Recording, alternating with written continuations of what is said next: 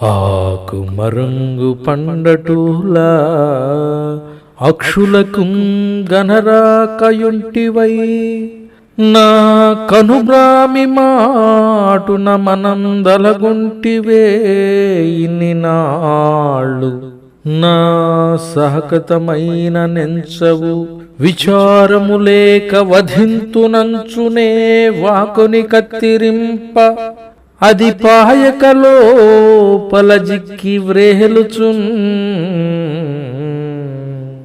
అని ఫలిత కేశవని తన రచనలో వర్ణించారు దువ్వూరి రామరెడ్డి. కళ్ళు గప్పి ఆకులు చాటు పండు ఏ విధంగా ఉంటుందో ఆ విధంగా మీసాలలో ఉన్న పండిన తెల్లని వెంట్రుకను విచారం లేకుండా కత్తిరించినప్పటికీ రాలిపడకుండా మీసాలకు అంటుకుంటుందట.